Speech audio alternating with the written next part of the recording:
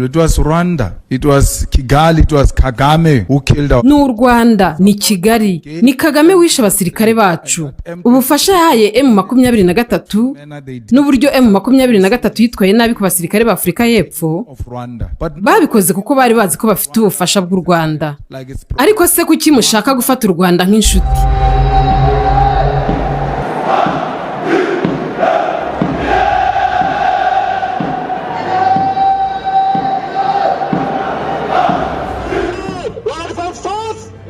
Ibitangazamakuru bikomeye by'isi yose, imwe mu nkuru za mbere ziri kugarukaho kenshi kurenza izindi zose ni inkuru zigaruka ku mwuka w'intambara uri gututumba hagati y'igihugu cy'u Rwanda ndetse na Afrika y'Epfo, South Africa. Mu buryo budasubirwaho rwose ubu hari uruntu hagati y'ibi bihugu nyuma gato y'uko perezida wa Afrika y'Epfo Cyril Ramaphosa yagize gutya akita ingabo z'u Rwanda inyeshyamba ndetse akanazishinja kumwicira abasirikare be 13 bari mu butumwa bw'amahoro ku butaka bwa Repubulika Iharanira Demokarasi ya Kongo. Ngo kubera ko n'ubundi intambara iri kubera mu burasirazuba bw'iki gihugu ngo yatangijwe n'umutwe witwaje intwaro wa M23 ndetse n'inyeshyamba z'ingabo z'u Rwanda bagaba ibitero ku ngabo za leta ya Kongo FARDC, ngo abani nabo rero bagabye ibitero ku ngabo za Afrika y'Epfo zari mu butumwa bw'amahoro mu burasirazuba bw'iki gihugu. Ibi ni bimwe mu by'ingenzi mu byari bigize igitero cy'inyandiko perezida wa Afrika y'Epfo yagabye ku Rwanda cyari kigizwe n'amagambo 538 y'Icyongereza binyuze kuri X yahoze yitwa Twitter. Uburakari bwinshi perezida Paul Kagame nawe icyo gihe yahise avuguruza ibyanditswe n'uyu muperezida ndetse aranamwihanangiriza kutazongera kwita ingabo z'u Rwanda RDF inyeshyamba kuko ari ingabo z'igihugu cye. Anarenzaho yuko ibyo bintu by'iterabwoba n'ubushotoranyi bwa Afrika y'Epfo ku Rwanda ngo amenye neza ko ubu igihugu cy'u Rwanda cyiteguye bihagije guhangana n'iryo terabwoba n'ubwo bushotoranyi mu buryo bukwiye. And South Africa dares even issue threats about what is likely to happen after that and so on and so forth. Of course we will see what threats they are talking about. Kandi Afrika y'Epfo yaranatinyutse izana n'iterabwoba ngo by'ibyo ishobora gukora nyuma y'ibyo byose n'ibindi. Nibyo nyine tugomba kureba iryo terabwoba barimo baravuga.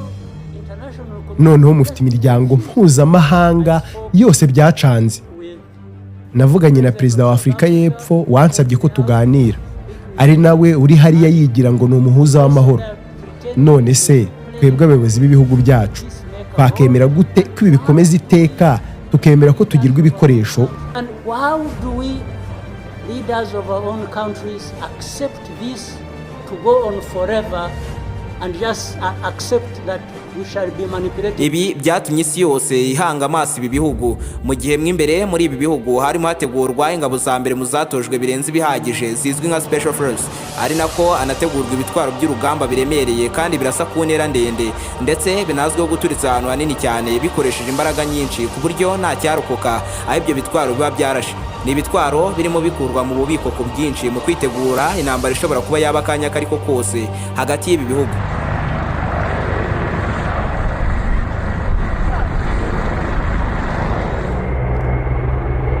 N'u Rwanda na Afrika y'Epfo, aho ibi bihugu byombi bisanzwe bifite igisirikare gikomeye kurenza ibindi mu bihugu byose biri kuri uyu mugabane wirabura Afrika.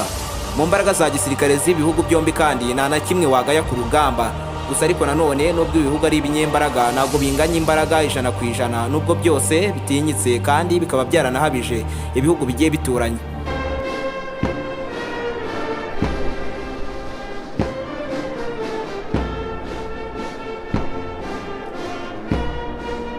Mu bihe nk'ibi rero igihugu cyitegura intambara n'igihugu gisanzwe gifite igisirikare gikomeye cyane kivunira mu mavi, biba ari ngombwa cyane kumenya imbaraga z'igisirikare cy'igihugu cyawe, ukamenya neza intwaro z'urugamba kibitseho ndetse n'ibindi byose byakwifashishwa mu gutsinda intambara, maze ukamenya neza ko igihugu cyawe umunsi kinjiye mu ntambara kizatahana intsinzi.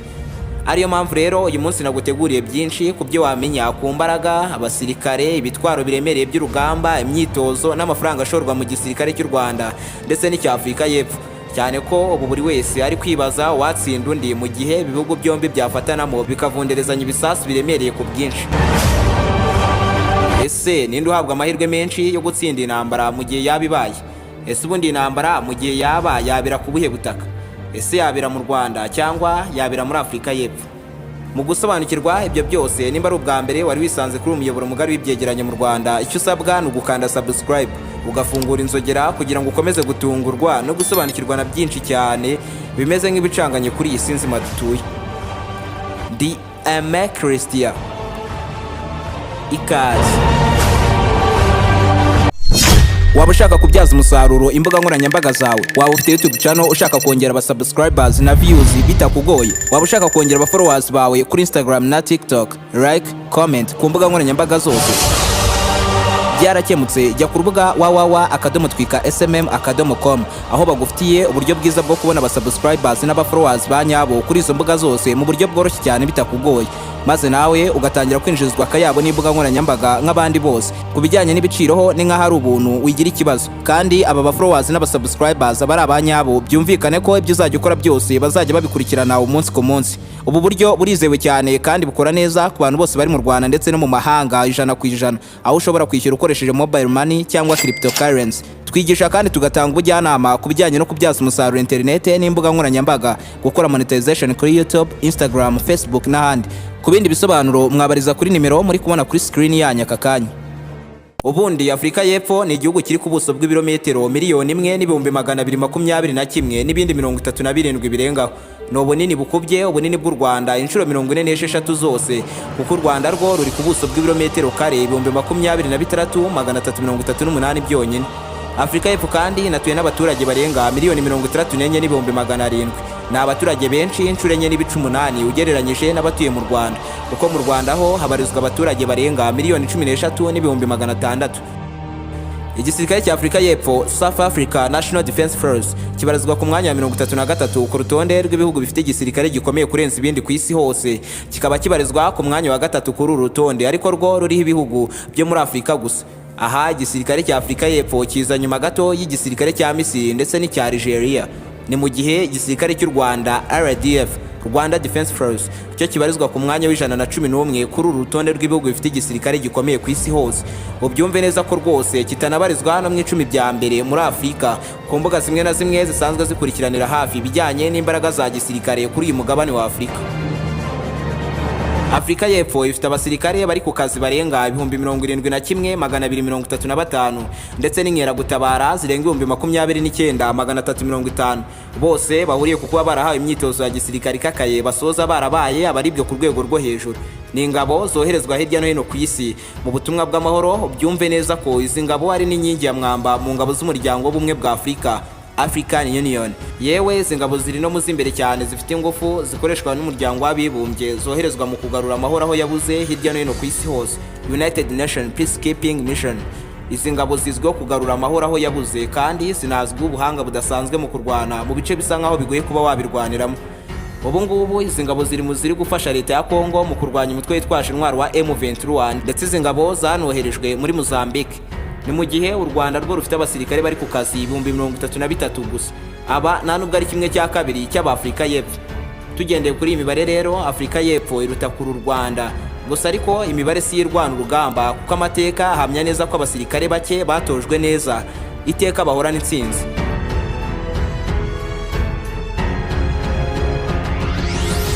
Ubusanzwe intwaro za mbere zigera ku rugamba zigacurika ikibuga ni indege z'intambara, kuko zo iyo zigeze ku kibuga cy'imirwano zivunagura umwanzi zikamuhamya zikajya zimupima mu gihorihori. Ibi bikunze kuba cyane cyane ku ndege z'indwanyi zizwi nka fighter jet, zigahita ziburira mu myotsi.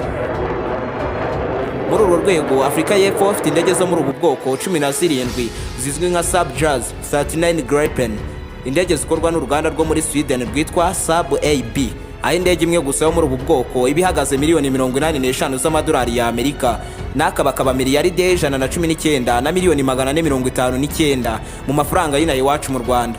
Ni indege zibarizwa mu gisekuru cya 4, zikaba zararemeye guhangana n'izindi ndege z'intambara, kurasa ibisasu ku butaka, wongeho nuko zinoherezwa kuri za misiyo zo guhiga ikintu runaka, ariko byose bikabera mu ibanga rikomeye cyane.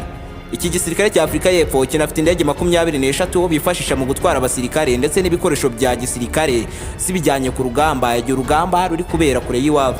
mu gisirikare cya Afrika y'Epfo kirwanira mu kirere hanarimo indege 91 za gisirikare zo mu bwoko bwa kajugujugu zirimo izo mu bwoko bwa attack helicopter nk'izitwa Revrak 12 basanzwe banikorera ubwabo. Ni indege zikorwa n'uruganda rwa gisirikare rwo muri Afrika y'Epfo kandi zigakorwa n'abene gihugu b'iki gihugu. Ni indege zoherezwa ku rugamba zigiye kurimbura ibimodoka by'imitamenwa byose bihazanwa ndetse n'ibifaru. Muri izi ndege z'igisirikare cya Afrika y'Epfo hanarimo kajugujugu ziringaniye nazo zaremeye kwikorera intwaro cyangwa gutwara abasirikare kuri za misiyo. Izi nazo zikoreshwa cyane mu bice bigoranye kuba wabigendamo ukoresheje ibimodoka bigendera ku butaka. Ni mu gihe ku ruhande rw'u Rwanda mu gisirikare kirwanira mu kirere Rwandan Air Force ho habarizwamo indege zo mu bwoko bwa kajugujugu zikorwa n'Abarusiya za Muri Mi-24. Ni indege zidasanzwe mu bijyanye n'utumarinyeri tw'urugamba yubakanywe tudasangwa ku zindi ndege za kajugujugu zisanzwe zirwanishwa ku rugamba. Ubyumve neza ko indege imwe gusa yo muri ubu bwoko ibihagaze miliyoni 32,500 mu madolari ya Amerika, naho mu mafaranga y'u Rwanda narenga miliyari 45 na miliyoni 233. Ni indege ifitemo ikoranabuhanga ryo kurwana ku rugamba rigezweho, inafite umwanya wagendamo abasirikare 8 kandi banafite intwaro. Iyi ndege itangaje itya biri mu gisirikare cy'u Rwanda ndetse iri no mu zikoreshwa cyane n'igisirikare cy'Uburusiya kirwanira mu kirere. Ubyumve neza ko kubera ubuhanga bwayo yaguzwe ku bwinshi n'ibihugu birenga 58 biri hirya no hino ku isi hose. Ni indege zinakoreshwa cyane mu bihugu nka Afghanistan, Algeria, Ubuhinde, Iraq, Pakistan, Ukraine, Leta Zunze Ubumwe za Amerika n'ibindi byinshi.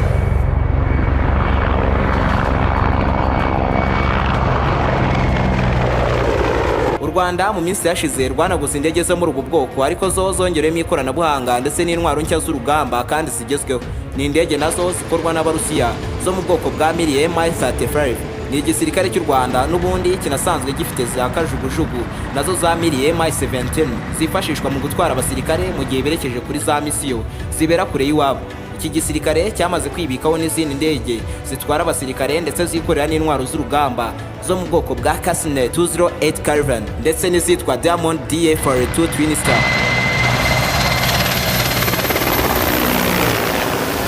Byumve neza ko u Rwanda rusanzwe runafite za drone zigaba ibitero biremereye cyane zikorwa n'inganda zo muri Turkiya. Ni za drone zitwa Bayraktar TB2 aho imwe gusa yo muri ubu bwoko ibigurwa miliyoni 5 z'amadolari ya Amerika.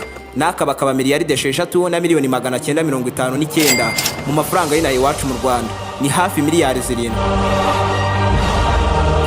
Ariko nubwo izo ndege zose zihambaye mu buryo budasubirwaho, Afrika y'Epfo irusha ingufu zo mu kirere igihugu cy'u Rwanda turebeye ku ndege bagiye bafite. Gusa ariko ko agenzura ikirere kose ntacyo byaba bivuze mu gihe ku butaka haba hatarinzwe. Muri urwo rwego rero Afrika y'Epfo yo yibitseho ibihumbi byinshi by'ibimodoka by'urugamba, inafite ibifaru byinshi ndetse n'izindi ntwaro zirasakure ariko ziteretse ku butaka.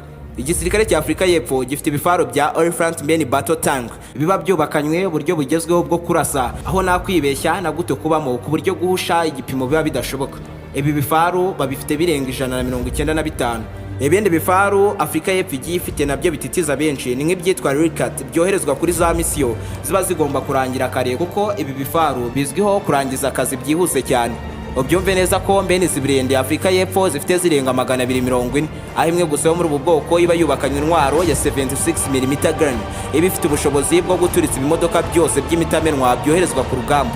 Ntabwo birangiriraho kuko igisirikare cya Afrika y'Epfo kinafite ibindi bifaru bya Narrator bizwi imirwanire idasanzwe ku rugamba. Ibi bifaru byo babifite birenga 1000. Afrika y'Epfo inafite intwaro zirasa ibisasu biremereye cyane bya self propelled bisaga 49, bakagira n'ibindi nabyo birasa ku ntera ndende cyane bya towed artillery babifite birenga 104. Muri iki gisirikare kandi hanarimo za ntwaro zirasa rokete nyinshi cyarimwe maze ikirere kikuzuye imvura y'ibisasu bya kumuriro. Ni mu gihe ku ruhande rw'u Rwanda ho nta bubiko bw'intwaro buremereye kandi butinyitse buhari, kuko igisirikare cy'u Rwanda cyo gikoresha ibifaru byagiye bikorwa n'Abasoviyete mu myaka yo muri za 80 ndetse n'ibimodoka by'urugamba, ariko byose bihuriye kuba byaragiye bikorwa mu myaka ya kera. Gusa ariko itandukaniro rihari nuko abasirikare b'u Rwanda bo bazwi ikinyabupfura ndetse no kuba bafite umwitozo wo ku kigero cya nyuma. Abasirikare kandi banazwi udukoryo tw'urugamba tudasanzwe ndetse n'udutekinike tw'ibanga bakoresha mu ntambara. Bafite imirasire idasanzwe kandi bakarekura umuriro ku muvuduko wo hejuru ku buryo bizwi ko kwatakwa n'umusirikare w'u Rwanda ushatse wahita umanika amaboko, kuko guhangana nawe ikibivamo ni uko umusirikare yakumena umutwe nta kuzuyaza, kuko umusirikare w'u Rwanda nta nubwo yahusha igipimo.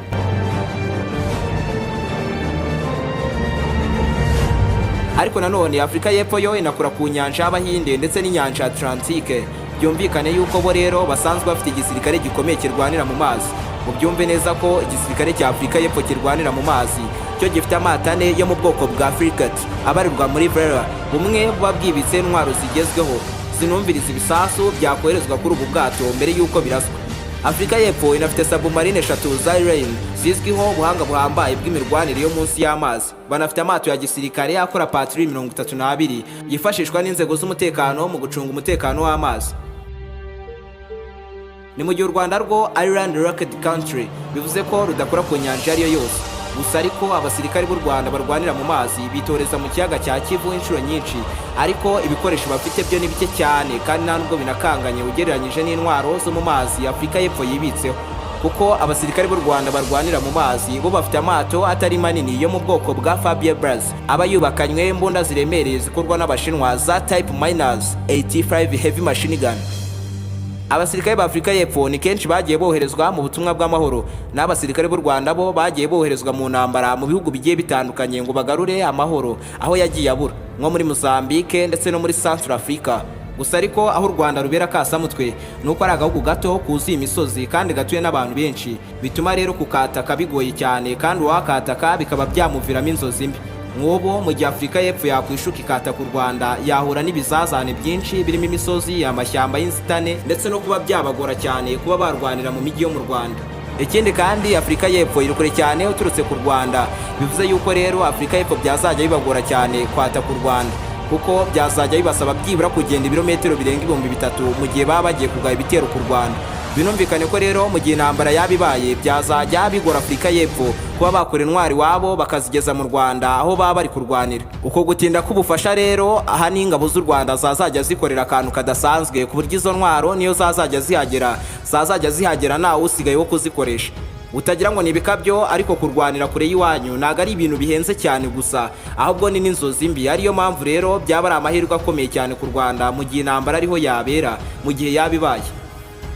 Buriya ariko naga intwaro nyinshi n'abasirikare benshi aribo batsinda urugamba gusa, ahubwo nongeraho umubano igihugu kiba gifitanye n'ibindi bihugu ku buryo ibyo bihugu byanatanga umusada mu gihe ingabo zawe zaba zigeze aho rukomeye ibintu byananiranye.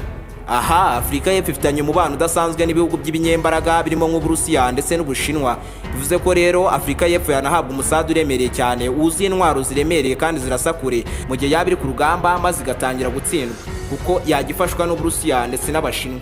Ni mu gihe ibindi bihugu by'ibinyembaraga kurenza ibindi hafi ya byose bidakunze kuvugana neza n'u Rwanda, cyane ko bakunze kwemeza ko abasirikare b'u Rwanda ngo bari kurwanira ku butaka bwa Repubulika Iharanira Demokarasi ya Kongo. Nyamara u Rwanda rwo rwagiye rubihakana kandi inshuro nyinshi. Ariyo mpamvu rero Afrika y'Epfo ikomeza guhabwa amahirwe menshi yo kuba yatsinda intambara mu gihe yabibaye.